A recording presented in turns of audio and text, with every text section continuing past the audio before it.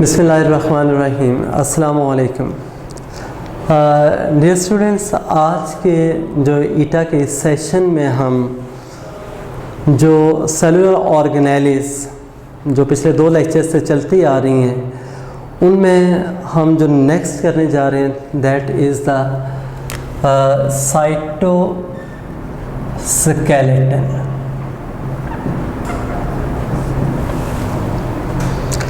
देखिए, जैसे नाम से ही जाहिर है साइटोस्केलेटन, साइटोप्लाज्म से रिलेटेड है, और स्केलेटन जो होता है जैसे नॉर्मली सपोर्टिंग रोल होगा, तो हम ये कह सकते हैं कि साइटोस्केलेटन जो that is present in cytoplasm of the cell and its major function is to provide support to the cell.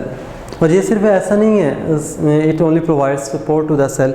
देखिए, जैसे हमारी बॉडी के अंदर जो बोन्स हैं, no doubt they make the skeleton of our body, लेकिन वही बोन्स स्कल बना रही हैं, स्कल यानी एक स्ट्रक्चर है, बैक बोन बना रही हैं यानी वो एक स्ट्रक्चर बन रहा है, हैंड है, आर्म है, फीट है, यानी इस तरह से ना वो ऐसा नहीं कि सिर्फ उनका सपोर्टिंग रोल है, बल्कि वो बॉडी के डिफरेंट स्ट्रक्चर मेकिंग में भी यूटिलाइज हो रही है। अब ना यहाँ पे बिल्कुल उसी तरह से जो साइटोस्केलेटन होगा that will also form cellular structures. क्या बनाएगा? ये डिफरेंट सेलुलर स्ट्रक्चर्स होते हैं वो भी बनाता है। अब जैसे मैंने ह्यूमन स्केलेटन की बात की कि उसमें ना मेजर 2 कंपोनेंट्स आते हैं, एक बोन है और दूसरा जो है वो कार्टिलेज। बिल्कुल उसी तरह से अगर हम देखें जो साइटोस्केलेटन होगा, ये 3 कंपोनेंट्स जो होंगे उनसे मिलके बना होगा। एक को हम नाम देते हैं माइक्रो ट्यूब्यूल्स का, सेकंड जो होगा that will be intermediate tubules, intermediate filaments, और जो थर्ड होगा that is the micro filaments. ठीक है, इन तीनों से मिलकर बना होता है। और आप ये कह सकते हैं कि ये जो तीनों है ना, ये साइटोस्केलेटन बनाते हैं कि दीज 3 मेक द साइटोस्केलेटन। यानी साइटोस्केलेटन के 3 कंपोनेंट्स अगर एमसीक्यू आता है उस लिहाज से भी, या फिर क्या होगा कि जो माइक्रोट्यूब्यूल्स, इंटरमीडिएट फिलामेंट्स और माइक्रोफिलामेंट्स होंगे they collectively form the cytoskeleton. और ये जो साइटोस्केलेटन है ये मिलेगा आपको only in eukaryotic cells. Prokaryotic cell के अंदर ये साइटोस्केलेटन आपको नहीं मिलेगा, ये यूकैरियोटिक सेल्स के अंदर मौजूद होता है। बाकी जैसे तमाम ऑर्गेनेलिस की हम डिस्कवरी की बात कर रहे थे, साइटोस्केलेटन भी जो है ना वो बेसिकली 1928 में कॉल्ड्सॉफ एक साइंटिस्ट था जिसने फॉर द फर्स्ट टाइम ना कॉल्ड्सॉफ ने इसको ऑब्ज़र्व किया था। और इसकी जो ऑब्जर्वेशन थी ना कि एक उसने ना ऑब्ज़र्व किया था कि सेल के अंदर नेटवर्क ऑफ फाइबर्स जो वो मौजूद है, और ये जो नेटवर्क ऑफ फाइबर्स था इसको फर्दर जो था ना कंफर्म किया था कोहन ने। क्या किया था? कोहन ने 1977 में इसको कंफर्म किया था कि ये जो कॉल्ड्सॉफ की ऑब्जर्वेशन है वो ट्रू है। और ये जो कंफर्मेशन थी ना ये इलेक्ट्रॉन माइक्रोस्कोपी के थ्रू उसने की थी। अब देखें, जैसे मैंने शुरू में कह दिया कि ठीक है वो सपोर्टिव रोल है और ये तीनों कंपोनेंट्स हैं, लेकिन ये जो तीनों कंपोनेंट्स हैं ना, ये केमिकल कंपोजिशन के लिहाज से भी एक दूसरे से डिफरेंट होंगे, और जैसा कि उनका नाम आ रहा है उसके लिहाज से भी क्या होंगे, ये डायामीटर में भी, थिकनेस में भी एक दूसरे से डिफर करते हैं। देखिए ना, माइक्रोट्यूब्यूल्स होते हैं ना, इनका डायामीटर जब वो सबसे बड़ा है, यानी तकरीबन ना ये 25 नैनोमीटर जो होगा इनका डायामीटर है, और 7 नैनोमीटर जो डायामीटर होगा वो माइक्रो फिलामेंट्स का है, जबकि 8 नैनोमीटर के राउंड अबाउट क्या होगा, डायामीटर बनता है किसका, इंटरमीडिएट फिलामेंट्स का। अब ये जो इस तरह से हमारे पास ये तीनों के डायामीटर से, चूँकि इंटरमीडिएट वो इन बिटवीन आ रहा है, तो इस वजह से हमने उनको इंटरमीडिएट फिलामेंट कर दिया कि उनका माइक्रो और फिलामेंट और माइक्रोट्यूब्यूल के दरमियान था डायामीटर।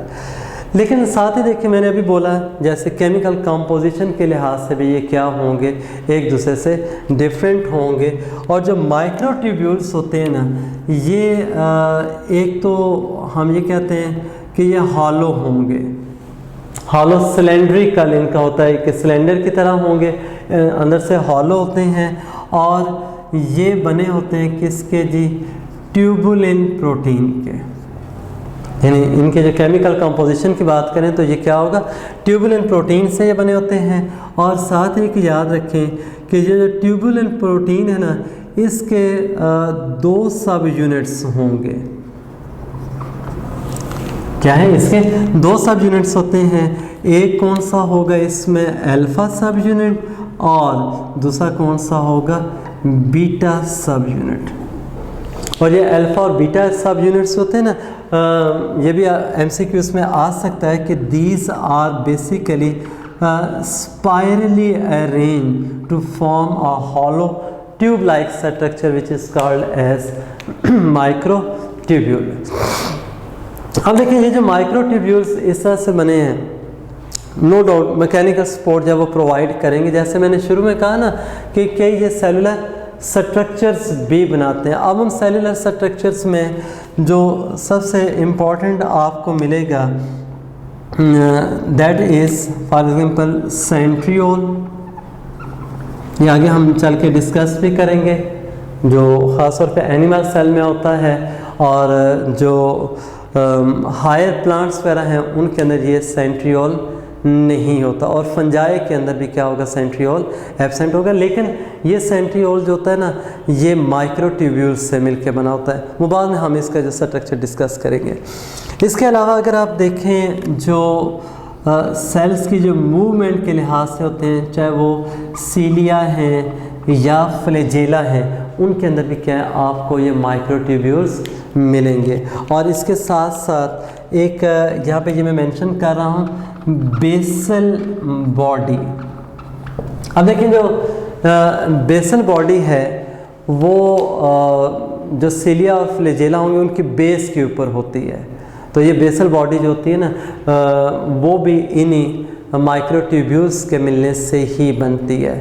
अब ना ये तो था माइक्रोट्यूब्यूल्स, और ये माइक्रोट्यूब्यूल्स ना क्या है कि इस तरह से ये स्ट्रक्चर बना रहे हैं। अब देखें, बाज़ का एमसीक्यू में आ जाता है कि अगर इनडायरेक्ट हम बात करें ना, सेंट्रियोल जो था ना वो सेल डिवीजन और ख़ास तौर पे जो क्रोमोसोमल डिवीजन है उससे ये रिलेटेड है, क्रोमोसोमल मूवमेंट के साथ ये रिलेटेड है, क्रोमोसोमल जो अरेंजमेंट होती है उसके साथ ये रिलेटेड है। इसी तरह से जो एक स्पिंडल फाइबर्स बनते हैं और माइटोटिक एपरेटस जो बनता है, वो सारे के सारे के सेंट्रियोल के साथ है। और बाज़ का एमसीक्यूज़ में इस तरह से इनडायरेक्ट भी पूछ सकता है कि इनडायरेक्टली क्या होगा कि माइक्रोट्यूब्यूल्स होते हैं ना, because of the formation of centriole they are related to cell division, chromosomal division, या फिर इस तरह से मूवमेंट ऑफ क्रोमोसोम। फिर इसी तरह से देखें, जो सेलिया और फ्लैजेला बना रहे हैं, सेलिया और फ्लैजेला जो होते हैं ना यूनिसेलुलर जो होंगे, उनके आप कह सकते हैं लोकोमोटरी ऑर्गन्स हैं। तो फिर इसका मतलब क्या हुआ, ये माइक्रोट्यूब्यूल्स जो थे ना वो लोकोमोटरी ऑर्गन्स का भी पार्ट है, लोकोमोशन में भी हेल्प कर रहे हैं। खैर बेसल बॉडी तो अटैच वो सीलियम है या फ्लैजेलम है, उसके बेस पे होती है, तो ऑब्वियसली उसका वही रोल बनता है। अब अगर हम आए नेक्स्ट जो है इंटरमीडिएट जो फिलामेंट्स होंगे, याद रखिएगा कि ये फिलामेंट का वर्ड हम यूज़ कर रहे हैं, तो इसका मीनिंग क्या हुआ कि ये वाले जो ना सॉलिड होंगे, ये हॉलो ट्यूब लाइक इनका स्ट्रक्चर नहीं होता। जैसे वहाँ पे हमने कहा था एक ट्यूबुलेंट प्रोटीन है जिसके मिलने से वो बने हैं, ये वाले जो होंगे एक प्रोटीन है वाइमेंटिन, जो इंटरमीडिएट होंगे ये क्या है, वाइमेंटिन प्रोटीन के मिलने से या उनके सब यूनिट्स के मिलने से बनते हैं। और वो जो वाइमेंटिन सब यूनिट्स हैं, यानी वाइमेंटिन के जो सब यूनिट्स होंगे वो क्या करेंगे, दे मेक 3 लीनियर चेन्स। कितनी चेन्स बनेंगे इसके, 3 होती हैं लीनियर चेन्स। और ये जो तीनों चेन्स है ना, दीज आर स्पाइरली कॉइल्ड, यानी एक दूसरे के गिर्द क्या होंगे, वो स्पाइरली कॉइल्ड होती हैं और उनके दरमियान में किसी किस्म की कोई स्पेस नहीं होती। अगर ना उसमें कोई स्पेस आपको नज़र नहीं आ रही तो एक तरह का ये क्या हो जाएगा, सॉलिड हो जाएगा। और जो इसका इंटरमीडिएट जो फिलामेंट है, इसका जो मेन फंक्शन आ जाएगा कि वो क्या था, सपोर्ट के साथ है। चाहे वो जो सेल मेम्ब्रेन है उसको वो सपोर्ट कर रहा है, या फिर इसी तरह से क्या होगा कि वो हम कह सकते हैं कि जो न्यूक्लियर एनवेलप है उसको भी क्या सपोर्ट करेगा। इसको ज़रा कट कीजिएगा।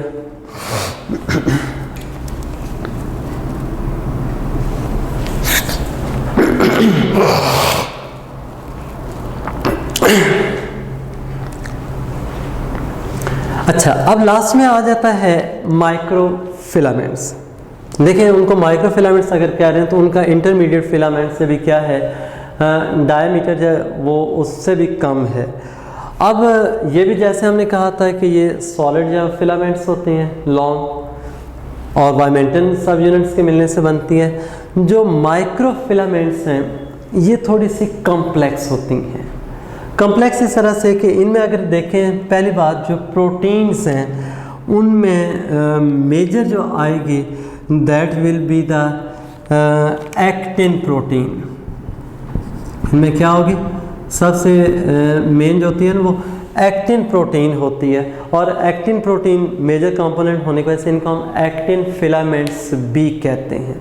ध्यान में रखिएगा कि sometimes these are also called as actin filament. और ख़ास तौर पे वो जो आपने पढ़ा था ना जो सपोर्ट एंड मूवमेंट वाले चैप्टर के अंदर जो मसल का जो सेल स्ट्रक्चर है उसके अंदर जो मायोफिलामेंट्स होती हैं, वो मायोफिलामेंट्स भी जो होती हैं ना वो ये माइक्रोफिलामेंट से ही हैं, एक्टिन फिलामेंट या थिन फिलामेंट्स इनको कहते हैं। लेकिन एक्टिन प्रोटीन के अलावा इसमें ना जो दूसरी प्रोटीन है वो ट्रोपोमायोसिन होगी और तीसरी जो होगी वो ट्रोपोनिन है। क्या हो जाएंगे, ये 3 प्रोटीन्स हैं। लेकिन एक याद रखिए कि जैसे मैंने मेजर कहा ना एक्टिन प्रोटीन, तो ये एमसीक्यू में बहुत सारे ये पॉइंट्स बनते हैं, नोट करते जाइएगा इनको। तो उसमें क्या होगा कि 2 एक्टिन चेन्स इन 1 फिलामेंट, यानी जो एक माइक्रो फिलामेंट बनती है उसमें क्या होगा कि 2 एक्टिन मॉलिक्यूल्स के चेन्स होंगे। देखिए ना, जैसे हम ये कहते हैं ना ये वाइमेंटिन की एक चेन थी, ये जितने भी मैं डॉट्स ऐसे बना रहा हूँ, दीज आर द वाइमेंटिन सब यूनिट्स आर वाइमेंटिन मॉलिक्यूल्स। ठीक है, ये एक है, फिर इसके गिर सेकंड और फिर थर्ड जब वो क्वाइल्ड होंगे। इसी तरह से जो एक्टिन है उसके जो मॉलिक्यूल्स होंगे, एक्टिन सब यूनिट्स होते हैं ना, वो ऐसे अरेंज होने के बाद क्या है एक चेन बनाएंगे। और जो माइक्रोफिलामेंट जब बनती है तो इस तरह की ना एक्टिन सब यूनिट्स, और अगर आप उनको नाम भी देना चाहें ना, जो इसके अंदर जो एक्टिन चेन्स होती हैं उसके जो सब यूनिट्स होंगे उनको हम जी एक्टिन का नाम देते हैं। क्या नाम दोगे आप इनको? G actin. और जी एक्टिन जो होता है ना, ये बेसिकली ग्लोबुलर एक्टिन के ग्लोबुलर प्रोटीन होती है ना, तो ग्लोबुलर एक्टिन इसको कहते हैं। लेकिन जैसा वो ये फिलामेंट बना देती है, तो फिलामेंट बनने के बाद वही वाली जो एक्टिन होगी ना, आप जी एक्टिन के बजाय आप उसको क्या है, एफ एक्टिन का नाम देंगे। क्यों? That has chain into a filamentous structure. एक बार फिर ये नोट रखिएगा कि जो जो एक्टिन प्रोटीन होगी पॉलीपेप्टाइड, वो पहले क्या करती है, जो जैसे होते हैं टर्शियरी प्रोटीन कन्फर्मेशन, उसके थ्रू ग्लोबुलर स्ट्रक्चर बनाएगी, उसको आप क्या कहेंगे, जी एक्टिन। फिर जी एक्टिन की जो चेन्स होंगी, 2 चेन्स, वो आपस में मिलेंगी तो क्या बना देंगे, माइक्रोफिलामेंट की जब वो एक फिलामेंट। तो जब वो एक फिलामेंट बन गए तो वही एक्टिन जो प्रोटीन के सब यूनिट से जी एक्टिन से बनी थी, अब उसको आप क्या कह देंगे, एफ एक्टिन, फिलामेंटस एक्टिन। तो वो 2 चेन्स क्या होंगे, they are coiled around each other. फिर क्या होगा कि जो सेकंड प्रोटीन है, ये जो ट्रोपोमायोसिन जिसको आप कहेंगे, it is present around actin filament. ये सारे एमसीक्यूज में ये बातें आ सकती हैं कि जो माइक्रोफिलामेंट, इसका थोड़ा सा कम्प्लेक्स स्ट्रक्चर होता है कि जो एक्टिन की 2 फिलामेंट्स ने जो एक फिलामेंट बनाई थी, यानी एक्टिन फिलामेंट के अंदर जो 2 एक्टिन की चेन्स हैं जो एक फिलामेंट बना रही हैं, तो उनके दोनों चेन्स के गिर्द सेकंड प्रोटीन ट्रोपोमायोसिन आती है। और ट्रोपोमायोसिन की भी क्या होंगी, 2 चेन्स होंगी, यानी 2 peptide chains of tropomyosin, they are present around the actin filament. और फिर उसमें क्या होगा, जो थर्ड प्रोटीन थी जिसको आप क्या नाम दे रहे हैं, ट्रोपोनिन का। ये याद रखिएगा कि ये वो वाली प्रोटीन होती है troponin which is present in a discontinuous manner. यानी ये कौन सी प्रोटीन होगी, which will present in a discontinuous. ये दोनों जो थी ना, ये कॉन्टिन्यूस वो फिलामेंट में एक एंड से लेकर दूसरे एंड तक जाएंगी, लेकिन जो ट्रोपोनिन होगी वो क्या होगी, डिसकॉन्टिन्यूस मैनर के अंदर आपको मिलेगी। और वो जो डिसकॉन्टिन्यूस मैनर में ट्रोपोनिन नज़र आ रही है, उसके फर्दर अगर आप देखें ना, 3 उसमें सब यूनिट्स होते हैं। यानी हम ये कह सकते हैं कि ये जो ट्रोपोनिन वाला जो पोर्शन होगा, that is a 3 polypeptide complex. ये क्या होता है, ये 3 पॉलीपेप्टाइड कॉम्प्लेक्स होता है। और उसमें वो जो 3 सब यूनिट्स होंगे ना, ठीक है, वो कंटिन्यूस मैनर में नहीं है, थोड़े थोड़े क्या होगा, इंटरवल के बाद आपको वो नज़र आएंगे, थोड़े थोड़े गैप के बाद नज़र आएंगे, लेकिन हर एक जो होगा उसमें कितने होंगे, 3 पॉलीपेप्टाइड होंगी। और वो जो 3 पॉलीपेप्टाइड्स होती हैं, उनको हम जो नाम देते हैं ना, एक को TN फॉर ट्रोपोनिन, एक को आपने TNI बोलेंगे, दूसरी जो होती है TNT हो जाएगी, और तीसरी जो होती है ना TNC उसको कहते हैं। यानी जो 3 पॉलीपेप्टाइड्स हैं जिनसे वो ट्रोपोनिन एक कॉम्प्लेक्स बनता है, तो TNI फॉर इनहिबिटरी, ठीक है ना, वो इनहिबिटरी ट्रोपोनिन उसको कहोगे। जबकि TN तो ट्रोपोनिन था, और सेकंड T जो है ना, दैट इज़ फॉर ट्रोपोमायोसिन, यानी जो ट्रोपोमायोसिन के साथ अटैच होगा। और TNC जो होती है ना, वो calcium, C for calcium, calcium binding troponin उसको कहते हैं। तो यानी एक ना, ये ख़ास तौर पर मसल के अंदर होता है, वो जब आप कहते हैं ना कि इम्पल्स आएगी और सार्कोप्लाज्मिक रेटिक्यूलम जो होता है ना, कैल्शियम आयंस रिलीज़ करेगा, तो वो कैल्शियम आयंस जो होते हैं वो जाके कंबाइन करते हैं इस TNC के साथ, जिससे फिर आगे क्या होगा, एक वो स्लाइडिंग फिलामेंट मॉडल शुरू होता है। एनीवे वो एक डिफरेंट था। तो यहाँ पे मैंने वो माइक्रोफिलामेंट का ये सारा स्ट्रक्चर आपके सामने रख दिया। बाकी रह गया ये जो माइक्रोफिलामेंट्स हैं, ये भी सपोर्ट का फंक्शन भी परफॉर्म करते हैं, लेकिन उसमें जो एक मेजर था, जो कल हमने एक साइटोप्लाज्मिक स्ट्रीमिंग मूवमेंट की बात की थी कि सेल के अंदर ना एक सर्कुलर मैनर के अंदर वो फ्लो करना शुरू कर देता है साइटोप्लाज्म, जिसका फ़ायदा क्या था कि जो मटेरियल्स होते हैं they are equally and uniformly distributed throughout the cytoplasm. तो वो जो एक स्ट्रीमिंग मूवमेंट जो थे ना, उसको हमने एक नाम दिया था साइक्लोसिस का। क्या नाम दिया था उसका हमने? साइक्लोसिस। ये जो साइक्लोसिस या स्ट्रीमिंग मूवमेंट जो होती है ना साइटोप्लाज्म की, वो इन माइक्रोफिलामेंट्स की मदद से। ज़ाहिर ये कंट्रेक्टाइल हैं, जब ये कंट्रैक्ट रिलैक्स करते हैं ये बेंड करेंगे और उसकी वजह से फिर क्या होगा, साइटोप्लाज्म है वो फ्लो करना शुरू कर देगा। साइक्लोसिस ये उसमें भी क्या करते हैं, हेल्प करेंगे। ये बेसिकली क्या थे जी, ये साइटोस्केलेटन, उसके ये तमाम कंपोनेंट्स हैं। बाकी मैंने वो शुरू में कह दिया कि ये यूकैरियोटिक सेल में होंगे और प्रोकैरियोटिक सेल के अंदर नहीं होते। अच्छा, इसके बाद जो नेक्स्ट आ जाती है ऑर्गेनल, जो यूकैरियोटिक सेल के लिहाज से है, दैट इज़ यानी जो स्ट्रक्चर आएगा सीलिया एंड फ्लैजेला। वैसे तो ये ना हम सेलुलर ऑर्गेनेलिस को डिस्कस कर रहे थे, तो उसमें न ये जो वाले जो नज़र आते हैं सीलिया और फ्लैजेला, ये आपको एक एक्सटेंशंस नज़र आती हैं सेल की। तो पहली बात ये कि ये जो सीलिया और फ्लैजेला का टॉपिक यहाँ पे साइटोस्केलेटन के साथ दिया गया ना, उसमें हमने जो अभी पढ़ा था कि ये माइक्रोट्यूब्यूल्स होते हैं, they help in formation of cilia and flagella. तो इसलिए ना आपके सिलेबस में वो इसी तरह से। तो बाज़ का MCQ ऐसे भी आ सकता है कि which of these pairs is closely related, यानी उसमें ऑर्गेनेलिस के वो पेयर्स बना देते हैं, डिफरेंट ABCD ऑप्शंस दिए होंगे। तो यहाँ पे ना अगर ना एक तरफ दिया हुआ है मिसाल के तौर पे माइक्रोट्यूब्यूल, ठीक है, और उसी के साथ क्या है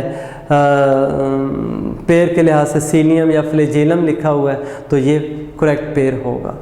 इवन के ना साइटोस्केलेटन, एक अगर वो ब्रॉड थोड़ा सा उसको रखे, साइटोस्केलेटन लिख दे और उसके साथ ना सीलियम या फ्लैजेलम, हालांकि ना जो सीलियम या फ्लैजेलम होते हैं वो लोकोमोटरी हैं, लेकिन भाई स्ट्रक्चरली तो साइटोस्केलेटन से बने ना, तो इसलिए फिर क्या होंगे, ये क्लोजली आपस में लिंक्ड होंगे, चाहे वो साइटोस्केलेटन कह दे या डायरेक्ट या माइक्रोट्यूब्यूल्स कह दे। अच्छा, अब एक और बात भी, जैसे हमने ना माइक्रोट्यूब्यूल का कहा कि उनमें प्रोटीन जो होती है वो ट्यूबुलिन है, यही माइक्रोट्यूब्यूल्स जो होते हैं ना, they are the part of cilia and flagella. तो अगर एक MCQ ऐसे बनता है कि what will be the major component of cilium और फ्लैजेलम, तो उसमें देखिए ना केमिकल कंपोजिशन के लिहाज से जो मेजर होगा वो क्या होगा, ट्यूबुलिन ही होगा, कि उसके अंदर माइक्रोट्यूब्यूल्स होते हैं।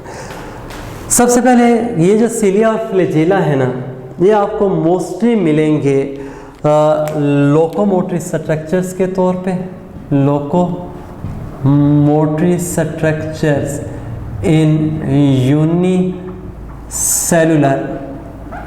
ऑर्गेनिजम्स, कि जितने भी है ना यूनिसेलुलर ऑर्गेनिजम्स, उनके अंदर आपको क्या है, ये मिलते हैं। लेकिन सिर्फ हम ना ये नहीं कह सकते कि इनका जो रोल है वो लोकोमोटरी ही है। यहाँ पे मैं आपको एक एग्जांपल देता हूँ। देखें, जैसे आपने ना एनिमल लाइक प्रोटिस्ट पढ़े होंगे, एनिमल लाइक प्रोटिस्ट के अंदर ना एक आ जाता है जो सिलिएट्स ग्रुप था। सिलिएट्स में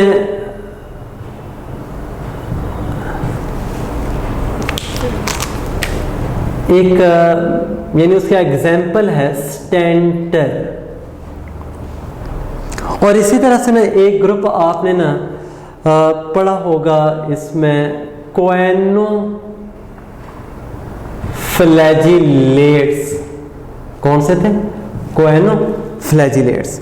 अब देखिए ये जो कोएनोफ्लैजिलेट्स हैं, नाम से ज़रूर उनमें फ्लैजिला है, और ये जो कोएनोफ्लैजिलेट्स और सिलिएट्स में जैसे स्टेंटर आ रहा है, मौजूद हैं सिलिया और फ्लैजिला, लेकिन ये लोकोमोशन में हेल्प नहीं करते।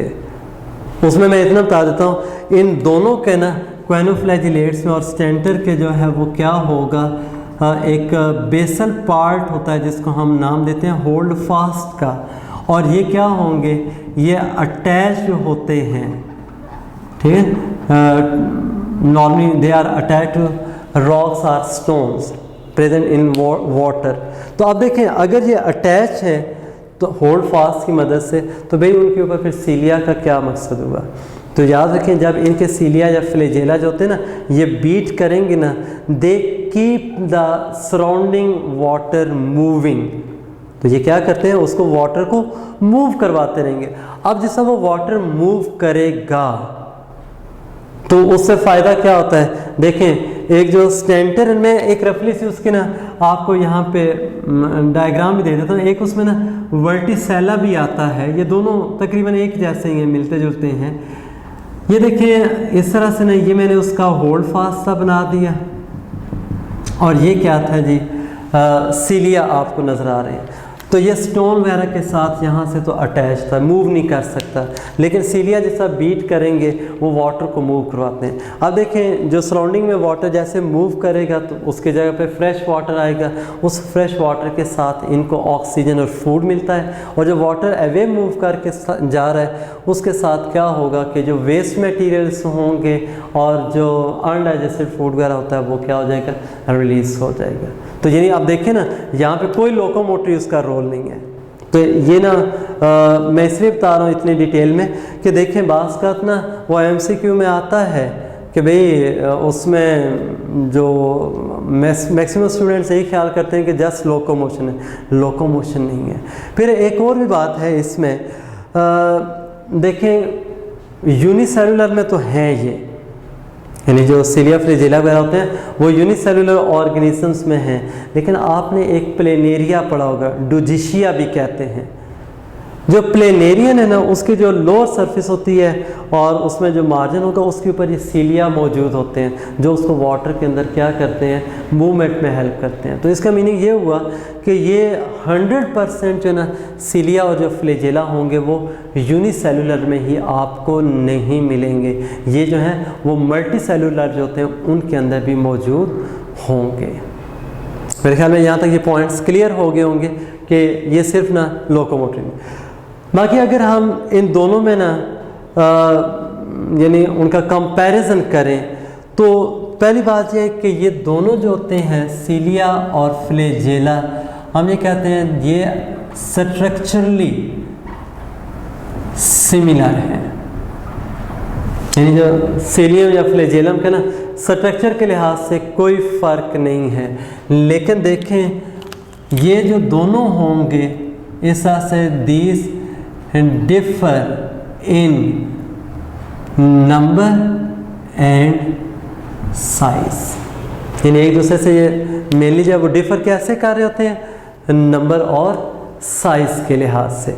अब देखें जो फ्लैजेला है नॉर्मली क्या होते हैं कि they are few in number, मैं यूँ कह देता हूँ कि 1 और 2 होते हैं, मेजॉरिटी केसेस में आपको यही मिलेंगे, यानी उनका जो नंबर है या 1 होगा या मैक्सिमम 2, लेकिन कुछ केसेस में ज़्यादा भी होता है। आप देखें मिसाल के तौर पे यूग्लिना आपने पढ़ा है, या आप देखें एमसीक्यू में ये सारी बातें आ सकती हैं। यूग्लिना के अंदर सिंगल है, यानी अगर हम बात करें ना सिंगल फ्लैजेलम की, तो सिंगल फ्लैजेलम जो होगा आपको किस में मिलेगा, यूग्लिना के अंदर।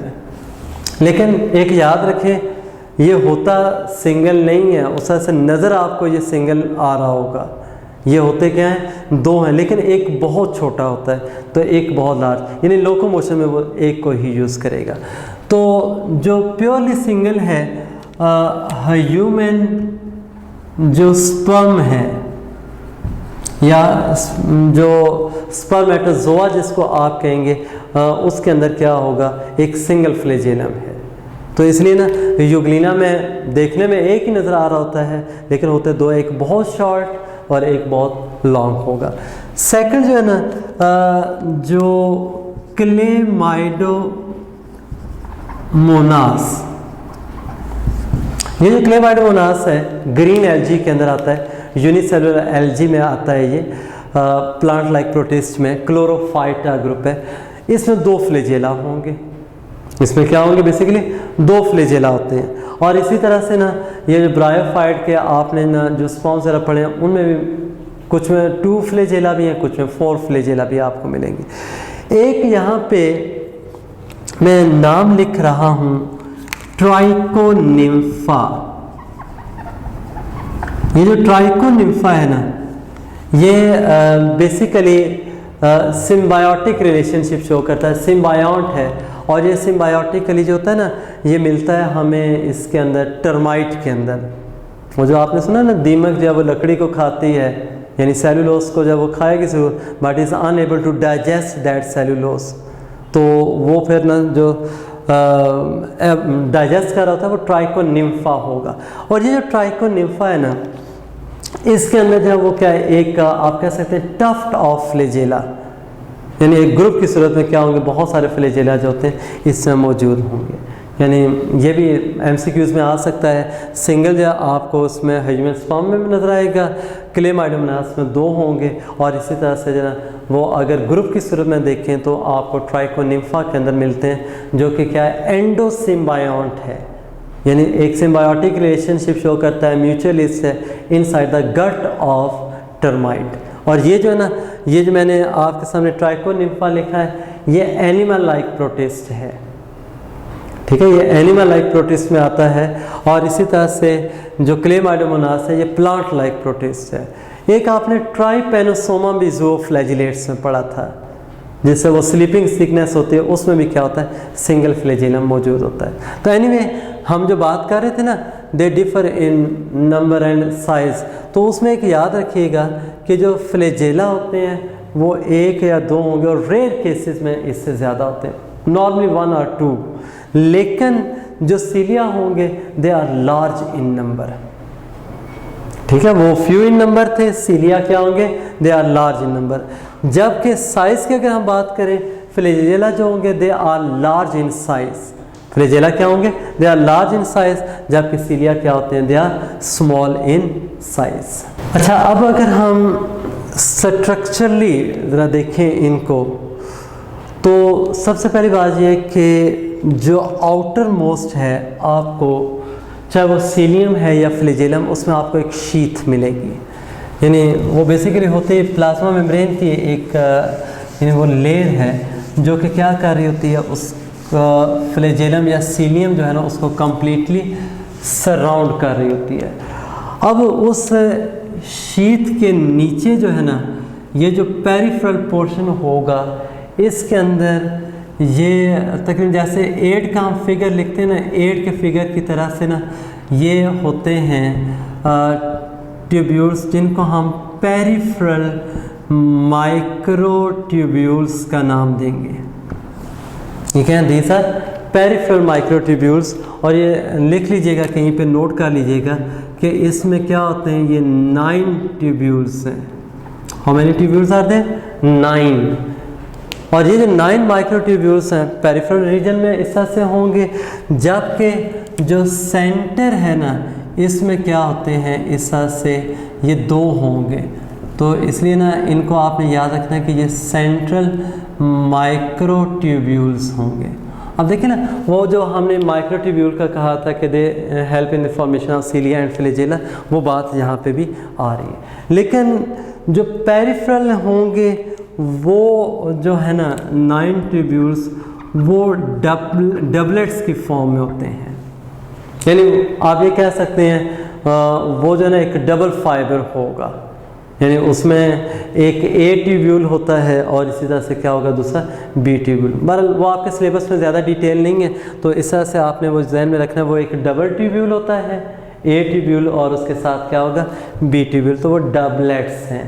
जबकि ये वाले जो ना सिंगल होंगे, सेंट्रल माइक्रोट्यूब्यूल होंगे 2, लेकिन इनके दरमियान ये जो एक लाइन मैं इस तरह से बना रहा हूँ ना, ये लाइन जो होती है ये क्या होगी, उसकी एक ब्रिज उसको बोलेंगे।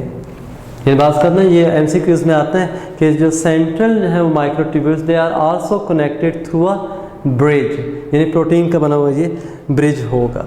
फिर इसी तरह से जो सेंट्रल हैं उनके गिर्द भी क्या होती है, एक शीथ जो है वो मौजूद होगी। उनके गिर्द भी क्या है, एक शीथ मौजूद होती है जो उनको सराउंड कर रही थी। अच्छा, अब ये जितने भी माइक्रोट्यूब्यूल्स हैं, ये जैसा आपस में ना ये 9 माइक्रोट्यूब्यूल्स जिनका हम बात कर रहे हैं, ये अरेंज होते हैं तो ये एक स्ट्रक्चर बना देंगे जिसको आप क्या नाम देंगे, एक्सोनीम। क्या बोलेंगे हम इसको, एक्सोनीम। और फिर एक और बात भी याद रखिएगा कि ये जो होते हैं ना जो माइक्रोट्यूब्यूल्स हैं पेरिफेरल, ये एक दूसरे से फ्री नहीं है, ये एक दूसरे के साथ क्या होते हैं, कनेक्टेड हैं। अब वो जो कनेक्शन इनका बनता है उसमें 2 तरह की प्रोटीन्स होती हैं। एक जो प्रोटीन है यहाँ पे, ये जो सेंटर में मैं ऐसे शो कर रहा हूँ, इसको हम नाम देते हैं नेक्सिन प्रोटीन का। और ये जो नेक्सिन प्रोटीन होती है ना, वो एक दूसरे के ऊपर इस तरह से ना कम्प्लीटली उनको स्लाइड करने में हेल्प नहीं करती, एक दूसरे के साथ उसको क्या करेगी, अटैच रखेगी।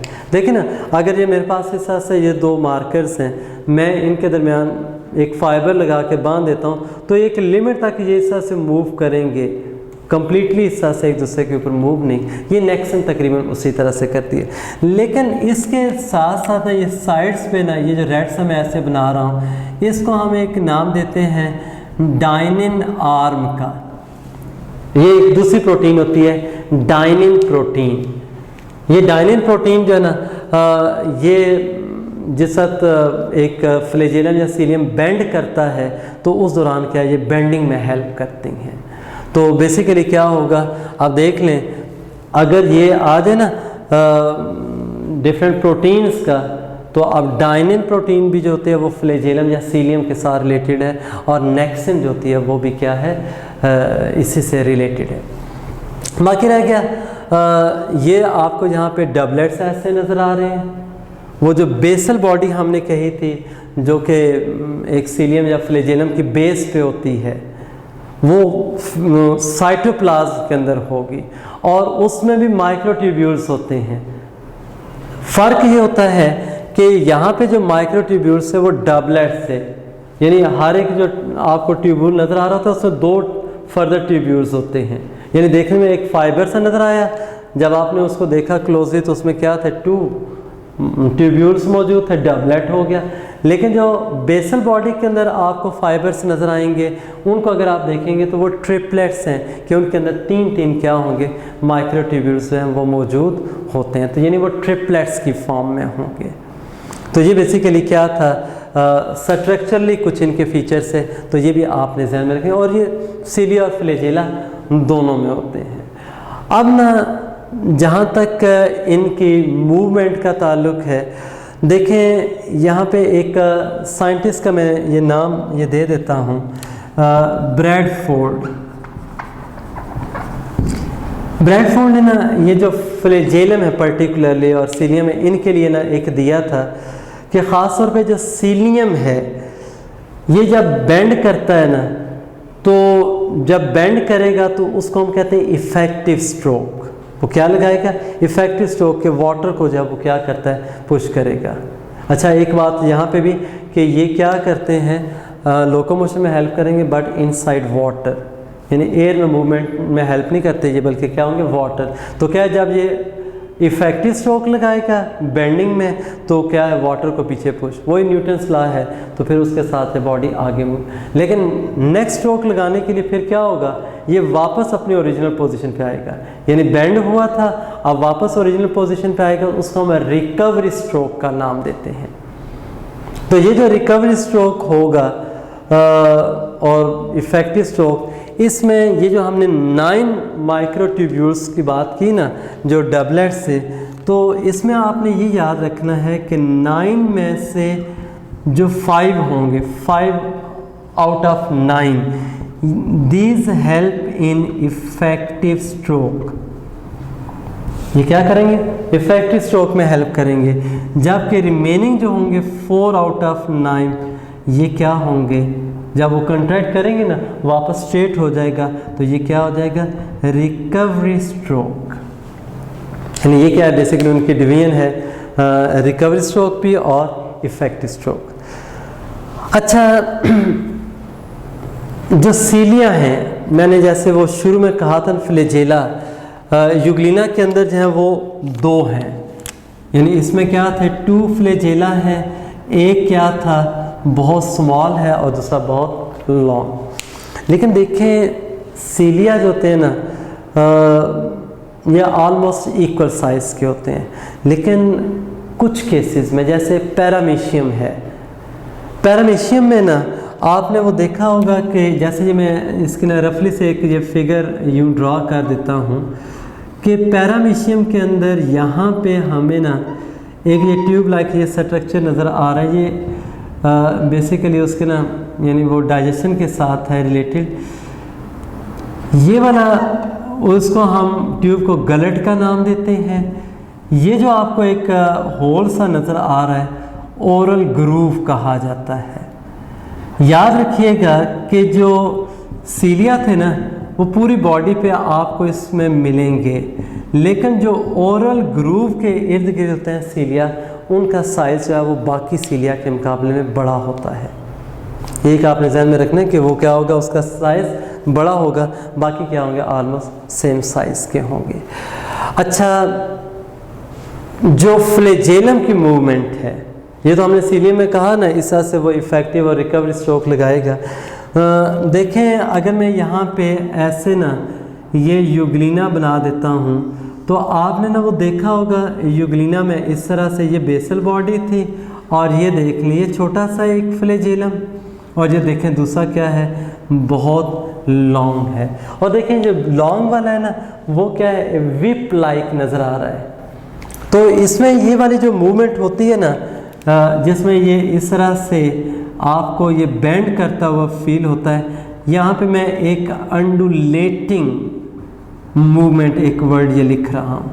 तो इस तरह की जो मूवमेंट होती है वो क्या होगी, अंडुलेटिंग मूवमेंट। जो ह्यूमन स्पर्म है उसकी भी जो टेल होती है इसी तरह की अंडुलेटिंग मूवमेंट शो करेगी और उसके साथ क्या होगी, that will help in movement. I think यहाँ तक ना ये सीलिया और फ्लैजेला भी आपके क्लियर हो जाएंगे। तो इसमें ये आपने ये सारी बातें ध्यान में रखनी है कि ये नंबर ऑफ फ्लैजेला के लिहाज से या सीलिया और स्ट्रक्चर के लिहाज से जो ना वो कौन कौन से इनके इम्पोर्टेंट फीचर्स हैं। अच्छा, अब ना हम नेक्स्ट, चूँकि ये इनके अंदर माइक्रोट्यूब्यूल्स थे तो ये साइटोस्केलेटन से ये स्ट्रक्चर्स बने थे, वो आपने इसमें ऑब्जर्व भी कर लिया। जो प्रोकैरियोटिक है ज़ाहिर उसमें भी फ्लैजेला होते हैं। आपने बैक्टीरिया में ना जो फ्लैजेला की बेस पे बहुत सारी टाइप्स पढ़ी थी, जैसे उसमें मोनोट्राइकस था और उसमें भी ना जो मोनोपोलर आ रहा था मोनोट्राइकस, फिर इसी तरह से ना बाईपोलर मोनोट्राइकस भी थे, फिर लोफोट्राइकस भी आया था, एम्फिलोफोट्राइकस भी आया था, पेरीट्राइकस भी आया था। यानी इस तरह से उसमें ना बड़ी एक वेराइटी थी। ट्राइकस ब्रांच को कहते हैं, जिन बेसिकली वो फ्लैजेला थे। देखिए जैसे हमने कहा ना कि इनके साइटोस्केलेटन के अंदर जब माइक्रोट्यूब्यूल्स हैं और वही फ्लैजेला के अंदर भी मौजूद हैं, जबकि प्रोकैरियोटिक सेल में ऐसा आपको कोई साइटोस्केलेटन नज़र नहीं आएगा। अब अगर उसमें साइटोस्केलेटन नहीं है तो लाजमन फिर क्या होगा कि जो प्रोकैरियोटिक फ्लैजेलम होगा उसमें किसी किस्म का माइक्रोट्यूब्यूल भी नहीं होता। और उसके लिए ना आपने देखा था एक सेपरेट प्रोटीन होती है जिसको हम नाम देते हैं फ्लैजेलन प्रोटीन। और वो जो फ्लैजेलम होगा ना, इसके अंदर क्या था, वो माइक्रोट्यूब्यूल का एक सॉलिड जो है ना वो रॉड सा होता है, वो जो पेरिफेरल माइक्रोट्यूब्यूल्स का, और that will run throughout the whole length of cilium और फ्लैजेलम, एक्सोनीम जिसको आपने कहा था। तो वो अंदर से हॉलो है, बैक्टीरियल वाला जो है वो क्या होगा, हॉलो होगा और उसमें किसी किस्म के एक्सोनीम नहीं होती। यहाँ पे हमने अंडुलेटिंग मूवमेंट की बात की या इफ़ेक्टिव और रिकवरी स्ट्रोक की बात की है, जबकि वहाँ पे क्या था, जो बेसल बॉडी होती है वो रोटेट करती है। जब रोटेट करेगी तो बाहर जो फिलामेंट वाला पोर्शन होता है वो भी रोटेट करेगा जैसे एक प्रोपेलर की तरह से। तो कहने का मतलब यह है कि जो प्रोकैरियोटिक और यूकैरियोटिक जो फ्लैजेला हैं वो स्ट्रक्चरली भी और जो थे ना एक दूसरे से बहुत ज़्यादा डिफरेंट हैं, और जो उनका मैकेनिज़्म था मूवमेंट प्रोड्यूस करने का वो भी क्या है, डिफरेंट है। अच्छा, अब ना यहाँ पे नेक्स्ट जो एक सेलुलर स्ट्रक्चर आ जाता है which is also related to this cytoskeleton, that is centriole. वो कौन सा है? सेंट्रिओल। पहली बात ये कि जो सेंट्रिओल्स हैं ये आपको कहाँ कहाँ पे मिलेंगे, कौन से सेल्स में? तो याद रखिएगा कि ये एनिमल सेल में मिलेगा, फिर उसके बाद जो लोअर प्लांट्स होते हैं, और लोअर प्लांट्स में ना ख़ास तौर पे ये जो ना एल्गी जो हैं जिनको आप प्लांट लाइक प्रोटिस्ट कहते हैं, ये लोअर प्लांट्स हैं, इनके अंदर भी आपको जो है वो ये मिलेंगे। या फिर तीसरा जो आपने पढ़ा था फंजाई लाइक प्रोटिस्ट, जिसमें वो याद है ना जो वो माइकोटा वगैरह आता है, मिक्सो माइकोटा, स्लाइम मोल्ड वगैरह, उनके अंदर भी क्या है स्लाइम मोल्ड, और ख़ास तौर पे जो वाटर मोल्ड्स हैं उनके अंदर क्या होगा, यानी फंजाई लाइक प्रोटिस्ट, इनके अंदर भी क्या है आपको ये सेंट्रियोल मिलेगा। और अभी से मैं वो एक रीज़न बता देता हूँ ना कि जो फंजाई लाइक प्रोटिस्ट जिनको आप कह रहे थे ना कि वो ट्रू फंजाई नहीं है, एक तो वो हमने फीचर पढ़ा हुआ है, जैसे सेल वॉल में डिस्कस किया था ना कि जो फंगल सेल वॉल होती है वो काइटिन की बनी होगी, जबकि प्लांट की सेल वॉल जो होती है वो सेलुलोज की है। तो यहाँ पे जो फंजाई लाइक प्रोटिस्ट हैं फंजाई से ज़रूर रिजेंबल करते हैं, but they have cellulosic cell wall, वो एक डिफरेंस था। सेकंड ना, फंजाई के अंदर कोई सेंट्रियोल नहीं होता, जबकि फंजाई लाइक प्रोटिस्ट हैं उनमें सेंट्रियोल होगा। तो इस वजह से आप खुद आप देख लें कि ये जो है ना वो फंजाई से भी डिफ़र कर रहे थे, तो हमने फंजाई लाइक ज़रूर कह दिया, but they are not true fungi. Anyway इनके अंदर आपको सेंट्रियोल मिलेगा, बाकी जितने हायर प्लांट्स हैं उनके अंदर नहीं है। हाँ, अगर कोई भी प्रोकैरियोटिक आ जाता है, भाई तो खुद आप देखें जिस वक्त हमने कहा कि माइक्रोट्यूब्यूल है वो साइटोस्केलेटन का पार्ट है, तो भाई साइटोस्केलेटन जो था ना वो सिर्फ यूकैरियोटिक में, प्रो में नहीं है, तो इसका मीनिंग क्या हुआ, किसी भी प्रोकैरियोटिक सेल के अंदर आपको सेंट्रियोल नहीं मिलेगा। ये थोड़ा सा क्या था, इस तरह से ये डिफ़र करेगा। बाकी रह गया सेंट्रियोल की, जब वो अगर हम लोकेशन की बात करें ना तो हम ये कहते हैं कि it is located close to nucleus, यानी क्या होगा, ये न्यूक्लियस के करीब होता है। और जो एक सेल होगा उसके अंदर क्या होगा, ये देखें pair of centriole in each cell, क्या हर एक सेल के अंदर क्या होता है, एक पेयर जो है वो सेंट्रियोल का मौजूद होगा। और वो जो पेयर होता है ना उसमें अगर हम देखें जो दोनों सेंट्रियोल्स हैं ना वो इस तरह से है कि फॉर एग्जांपल देखें, ये मैं ऐसे एक ये सेंट्रियोल यूँ शो कर देता हूँ और ये क्या था, ये दूसरे वाला सेंट्रियोल है, यानी हम ये कहते हैं कि they are present at right angle to each other, यानी पेरा सेंट्रियोल होगा और वो एक दूसरे के साथ क्या होंगे, राइट एंगल पे पड़े होंगे, यानी दोनों एक दूसरे के पैरेलल नहीं होते। और सेकेंडली जो है ना, अगर हम स्ट्रक्चर की बात करें, जैसे अभी हमने उसमें कहा था कि माइक्रोट्यूब्यूल डबलेट्स होते हैं सीलियम या फ्लैजेलम के अंदर, पेरिफेरल के अंदर ना, यहाँ पे ना आपको 3 माइक्रोट्यूब्यूल्स या वो मिलेंगे इस तरह से। ये जैसे मैंने एक लाइन से ये ड्रॉ की है, ये देख लें, ये सारे के सारे हम ना यूँ ये माइक्रोट्यूब्यूल्स बना देते हैं, और चूँकि ये 3 माइक्रोट्यूब्यूल्स हैं तो ये क्या बन गया है, एक ट्रिपलेट, यानी ये क्या हो जाएगा, वो डबलेट था, ये ट्रिपलेट थे, और ये भी कहें प्रोटीन फाइबर्स के थ्रू आपस में क्या होंगे, ये कनेक्टेड होंगे, वही ट्यूबुलेंट प्रोटीन से बने हैं, और ये ट्रिपलेट होता है। एक सेंट्रियोल के अंदर क्या होगा, 9 ट्रिपलेट, क्या होंगे जी, 9 ट्रिपलेट्स इन 1 सेंट्रियोल, ये आपने याद रखना है। अब देखें एमसीक्यू में थोड़ा सा वो कंफ्यूज कर सकता है कि अगर मैं ये कहूँ ना 1 सेंट्रियोल कंटेन्स ट्रिपलेट्स, उसमें ना आ जाएगा कि 5 ट्रिपलेट्स हैं, 7 हैं, 9 है, 11 कितने, तो बड़ा आसान सा है कि 9 ट्रिपलेट्स हैं। लेकिन अगर मैं थोड़ा सा इसको चेंज कर देता हूँ कि 1 centriole consist of dash number of microtubules, not microtubule triplets. अगर ट्रिपलेट आ गया वो तो स्ट्रेट वे 9 ट्रिपलेट्स होते हैं इन 1। तो अगर 1 centriole consist of how many microtubules, तो भाई 9 ट्रिपलेट से तो 9 इंटू 3 क्या है 27 बनेगा। तो इसका मीनिंग क्या होगा, एक सेंट्रियोल के अंदर 27 जो है वो माइक्रोट्यूब्यूल्स होंगे।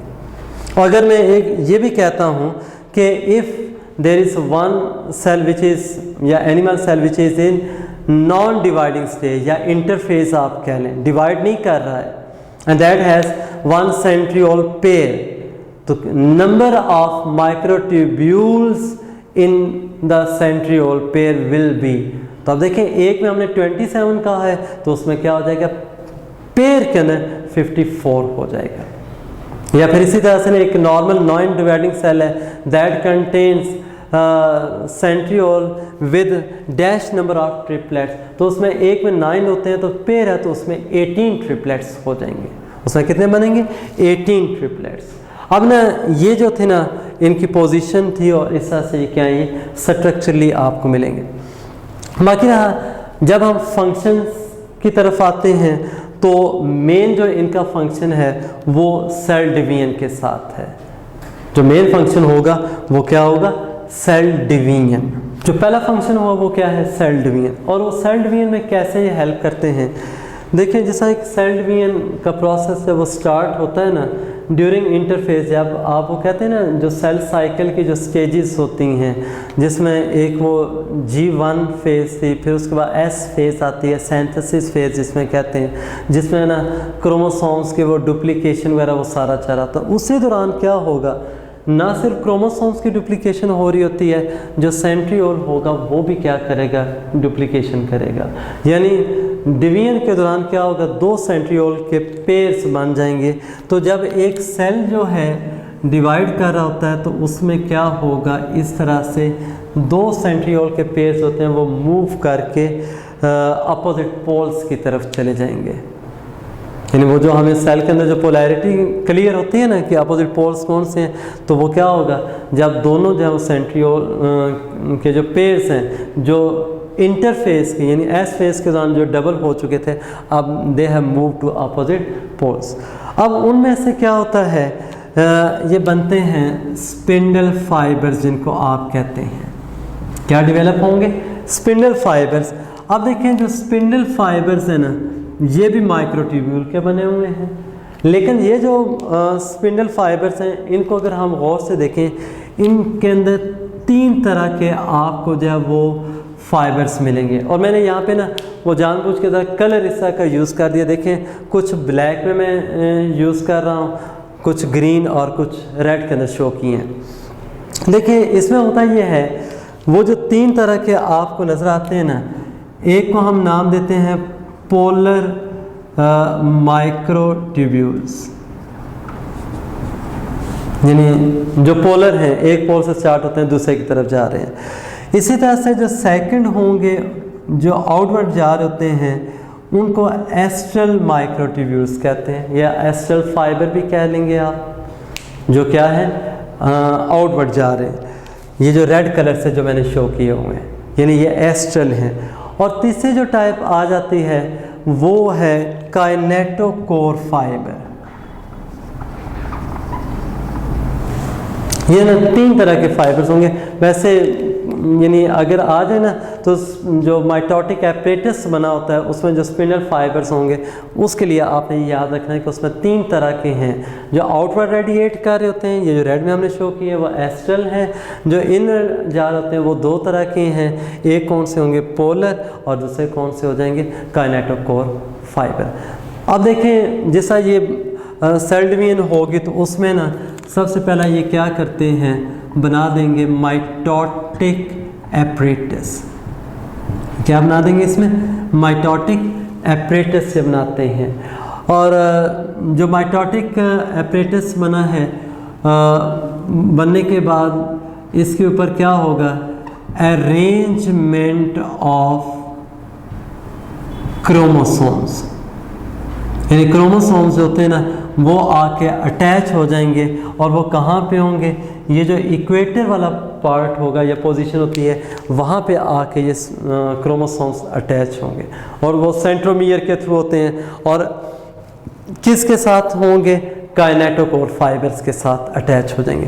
फिर नेक्स्ट है ना सेल डिवीजन के अंदर जो इसका रोल बनता है डिवीजन ऑफ क्रोमोसोम्स, यानी पहले अरेंजमेंट ऑफ क्रोमोसोम की बात हुई, फिर क्या होगा क्रोमोसोम को वो डिवाइड, लेकिन डिवाइड कहाँ से करेंगे, सेंट्रोमियर से। फिर उसके बाद ना थर्ड आ जाएगा मूवमेंट ऑफ क्रोमोसोम्स, यानी डिवीजन के बाद फिर वो जो नंबर यानी 50% जो क्रोमोसोम है डबल हो गया ना नंबर ऑफ क्रोमोसोम, तो 50% क्या है एक पोल पे मूव कर जाएंगे और रिमेनिंग 50% जो वो क्या है दूसरे पोल की तरफ मूव करते हैं। तो उसमें क्या होगा कि ये इस तरह से हम कहते हैं ये सेल डिवीजन के अंदर क्या कर रहे हैं, हेल्प कर रहे हैं। ये बेसिकली क्या था, ये सेंट्रियोल का जो है वो फंक्शन बनता है किसमें, एक सेल के अंदर। तो मेनली जो हो गया ये सेल डिवीजन से ही रिलेटेड हैं। अब हम नेक्स्ट आते हैं जो सेलुलर ऑर्गेनेली में जो आज के दिन में भी डिस्कस करेंगे और लास्ट वन भी आई थिंक यही होगा कि माइटोकॉन्ड्रिया।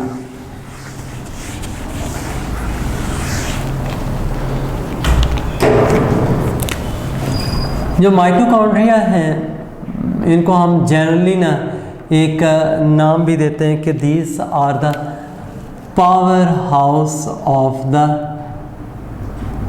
सेल। और power house of the cell क्यों कह रहे हैं, जैसा कि आपने कहा है ना कि जो रेस्पिरेशन का प्रोसेस है जिसमें फूड ब्रेक डाउन हो रहा होता है और पर्टिकुलरली वो जो क्रेब्स साइकिल आपने पढ़ा था, और इसके अलावा जो इलेक्ट्रॉन ट्रांसपोर्ट चेन चलती है जिसके थ्रू आप क्या करते हैं, वो जो एनर्जाइज इलेक्ट्रॉन थे हायर से लोअर पे आते हुए एनर्जी रिलीज़ कर रहे होते हैं और उससे फिर क्या होगा, हम कहते हैं कि एक सेल जो है वो फिर अपने डिफरेंट फंक्शंस करेगा। तो वो जो एनर्जी प्रोडक्शन हो रही थी उस वजह से हमने इसको ना power house of the cell कह दिया था। अब जो माइटोकॉन्ड्रिया है ये भी क्या है, मेम्ब्रेन बाउंड ऑर्गेनेल्स में आएंगे, लेकिन ये कौन सी हैं, डबल मेम्ब्रेन बाउंड ऑर्गेनेल्स। यानी ये कौन से ऑर्गेनेल्स में आएंगे, ये देखें आप बात का ना ये एमसीक्यू में इस तरह से आ जाता है कि which is different from the others. उसमें हो सकता है कि उसने कुछ ऐसे ऑर्गेनेल्स दे दिए हैं जिनके क्या है सिंगल मेम्ब्रेन है, बीच में कोई ऐसे आ गई है जिसमें क्या है डबल मेम्ब्रेन।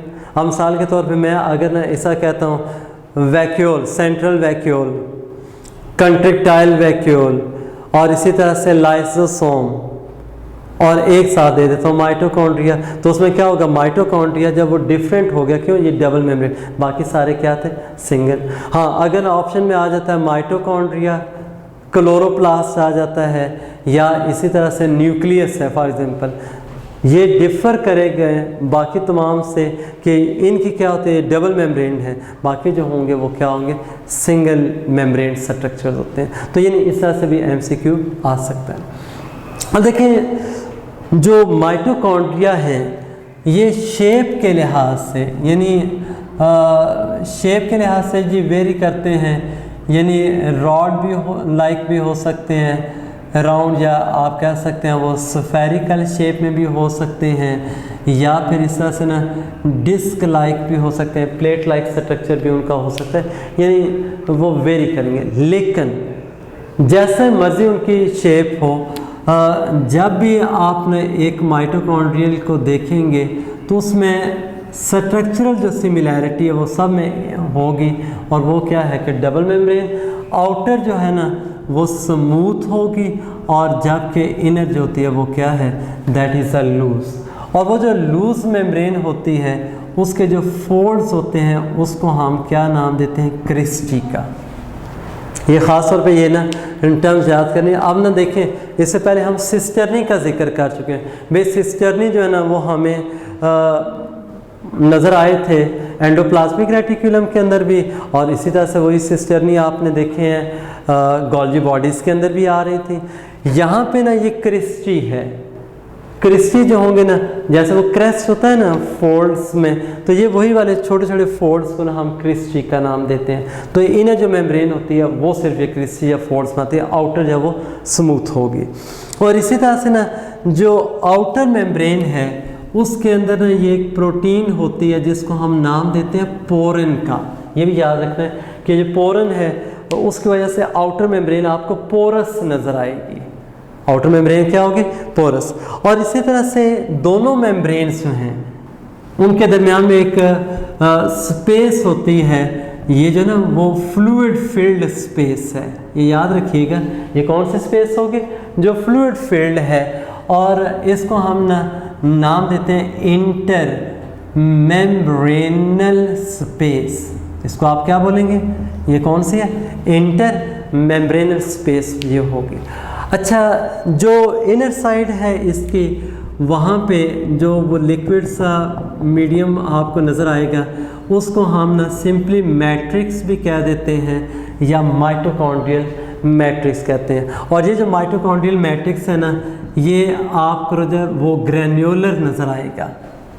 और ग्रैन्युलर किस लिए ये नज़र आता है कि इसके अंदर क्या है? राइबोसोम्स मौजूद हैं। और वो राइबोसोम्स जो हमने कल भी डिस्कस किया था, कल नहीं सॉरी लास्ट टाइम जो था ना राइबोसोम वाले टॉपिक में, कि वो 70S राइबोसोम्स होंगे। तो इस वजह से हम ये कह सकते हैं कि माइटोकॉन्ड्रिया जो है वो अपने एंजाइम्स और प्रोटीन्स होते हैं वो सिंथेसाइज भी कर सकते हैं। अब देखें, अगर मैं कह रहा हूँ ना कि वो अपनी प्रोटीन सिंथेसाइज कर सकते हैं, भाई प्रोटीन सिंथेसिस के लिए आप कहते हैं वही जो मेन स्टेप्स थे सेंट्रल डॉग्मा के, ट्रांसक्रिप्शन देन ट्रांसलेशन, तो डीएनए होना चाहिए। तो याद रखें इनके जो मैट्रिक्स होगा उसके अंदर आपको डीएनए भी मिलेगा, यानी वो माइटोकॉन्ड्रियल डीएनए होता है, और उससे फिर क्या होगा कि ये अपनी प्रोटीन्स बना सकते हैं। और इसी डीएनए की प्रेजेंस की वजह से ना, और वो तमाम प्रोटीन और एंजाइम के सेंसेस की वजह से हम ये भी कहते हैं कि माइटोकॉन्ड्रिया जो होते हैं ना वो सेल्फ रेप्लिकेटिंग है, यानी एक माइटोकॉन्ड्रियन जो है वो अपने आप कह सकते हैं कॉपीज़ बना सकता है, सेल्फ रेप्लिकेटरी है। तो इसका मीनिंग क्या है? इस डीएनए के पास एक माइटोकॉन्ड्रिया को सिंथेसाइज करने के लिए कंप्लीट इंफॉर्मेशन मौजूद होती है।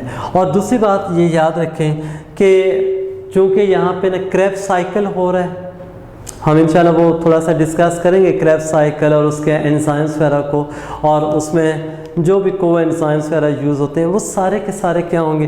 वो इस मैट्रिक्स के अंदर होंगे। अब चूँकि एटीपी बन रहा है, एटीपी और एडीपी जो होगा इनऑर्गेनिक फॉस्फेट्स होंगे, या इसी तरह से जो एनएडीएच है निकोटीन एमाइड एडिनिन डाइन्यूक्लियोटाइड है, एफएडी है फ्लेवन एडिनिन डाइन्यूक्लियोटाइड, वो भी क्या होंगे? मैट्रिक्स का पार्ट होंगे। यानी इसका जो मैट्रिक्स है ना वो केमिकल कंपोजिशन के लिहाज से ऐसा है कि वो सूटेबल है किसके लिए? रेस्पिरेशन के, और पर्टिकुलरली उसमें भी कौन सा?